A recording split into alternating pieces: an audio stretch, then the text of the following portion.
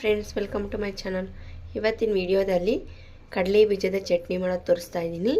ತುಂಬ ಚೆನ್ನಾಗಿರುತ್ತೆ. ದೋಸೆ, ಇಡ್ಲಿ, ಮುದ್ದೆಗೆ, ಅನ್ನಕ್ಕೆ, ಪೂರಿಗೂ ಸಹ ಚೆನ್ನಾಗಿರುತ್ತೆ. ಹಾಗೆ ನಾವು ಪಲಾವು, ಟೊಮೊಟೊ ಬಾತ್ ಎಲ್ಲ ಮಾಡ್ಕೊತೀರಲ್ವ, ಅದಕ್ಕೂ ಸಹ ಸೈಡ್ ಡಿಶ್ ಆಗಿ ಚಟ್ನಿ ತುಂಬಾ ಚೆನ್ನಾಗಿರುತ್ತೆ. ಬನ್ನಿ ಹೇಗೆ ಮಾಡೋದು ಅಂತ ನೋಡೋಣ. ಅದಕ್ಕೂ ಮುಂಚೆ ಫಸ್ಟ್ ಟೈಮ್ ಯಾರ್ಯಾರೆಲ್ಲ ನಾನು ವಿಡಿಯೋ ನೋಡ್ತಾ ಇದ್ದೀನಿ, ನನ್ನ ಚಾನಲ್ ಮಿಸ್ ಮಾಡಿದ್ರೆ ಸಬ್ಸ್ಕ್ರೈಬ್ ಮಾಡ್ಕೊಳ್ಳಿ. ಎಲ್ಲ ವಿಡಿಯೋಸು ನೋಡ್ಬೋದು. ಮೊದಲಿಗೆ ನಾನಿಲ್ಲಿ ಒಂದು ಪ್ಯಾನ್ಗೆ ಕಡಲೆ ಬೀಜ ಸೇರಿಸ್ಕೊತಾ ಇದ್ದೀನಿ. ಅರ್ಧ ಕಪ್ ಆಗುವಷ್ಟು, ಅಂದರೆ ಒಂದು ಹಿಡಿ ಆಗುವಷ್ಟು. ಈಗ ಇದನ್ನು ಡ್ರೈ ರೋಸ್ಟ್ ಮಾಡ್ಕೋಬೇಕು.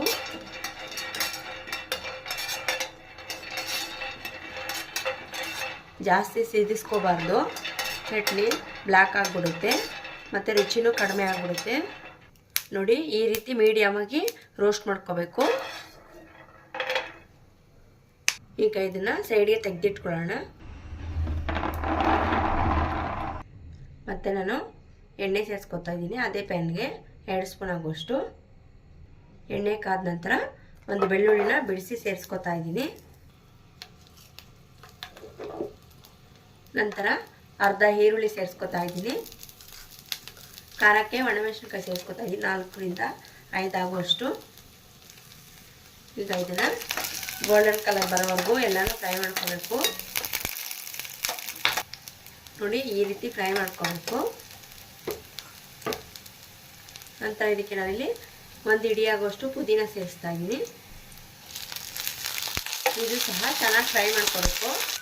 ನಂತರ ಅರ್ಧ ಹಿಡಿ ಆಗುವಷ್ಟು ಕರಿಬೇವು ಸೇರಿಸ್ತಾ ಇದ್ದೀನಿ.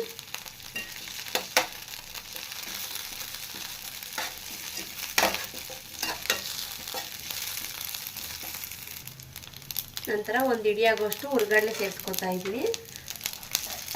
ಇದು ಸಹ ಚೆನ್ನಾಗಿ ಫ್ರೈ ಮಾಡ್ಕೋಬೇಕು. ನಮಗೆ ಜನ ಜಾಸ್ತಿ ಇದ್ದಾರೆ ಅಂದಾಗ ಈ ಚಟ್ನಿ ಯೂಸ್ಫುಲ್ ಆಗಿರುತ್ತೆ. ಕಡಿಮೆ ಜನ ಇದ್ದಾಗೆಲ್ಲ ಇನ್ಸ್ಟೆಂಟಾಗಿ ಬೇಗ ಮಾಡ್ಕೋಬೇಕು ಅಂದರೆ ನಾನು ಅದು ಸಹ ಶಾರ್ಟ್ ವಿಡಿಯೋದಲ್ಲಿ ಅಪ್ಲೋಡ್ ಮಾಡಿದ್ದೀನಿ. ಚೆಕ್ ಮಾಡಿಕೊಂಡು ಅದು ಸಹ ಟ್ರೈ ಮಾಡ್ಬೋದು ನೀವು. ನೋಡಿ, ಈಗ ಇದೆಲ್ಲ ಫ್ರೈ ಆಗಿದೆ.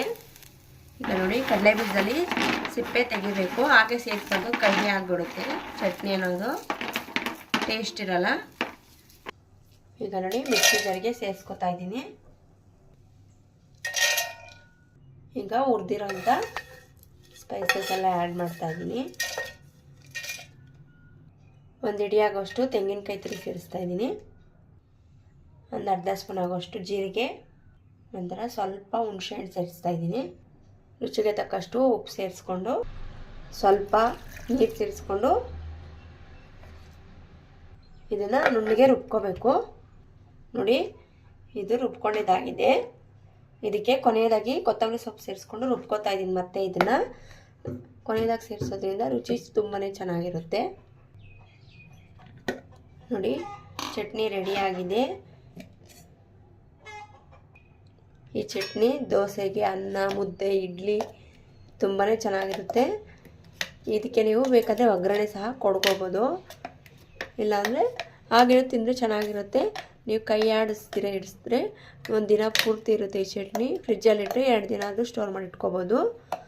ಈಗ ಇದನ್ನು ದೋಸೆ ಜೊತೆ ಸರ್ವ್ ಮಾಡ್ತಾಯಿದ್ದೀನಿ ನಾನು. ಫ್ರೆಂಡ್ಸ್, ನಾನು ದೋಸೆ ಜೊತೆ ಸರ್ವ್ ಮಾಡಿದ್ದೀನಿ ಕಡಲೆ ಬೀಜ ಚಟ್ನಿ. ತುಂಬಾ ಚೆನ್ನಾಗಿರುತ್ತೆ. ನೀವು ಸಹ ಟ್ರೈ ಮಾಡಿ. ಹಾಗೆ ಯಾರ್ಯಾರೆಲ್ಲ ವಿಡಿಯೋ ನೋಡ್ತಿದ್ದೀರಾ ಮಿಸ್ ಮಾಡಿದ್ರೆ ಚಾನಲ್ ಸಬ್ಸ್ಕ್ರೈಬ್ ಮಾಡ್ಕೊಳ್ಳಿ. ನೆಕ್ಸ್ಟ್ ವಿಡಿಯೋದಲ್ಲಿ ಸಿಗೋಣ. Thank you for watching. Bye.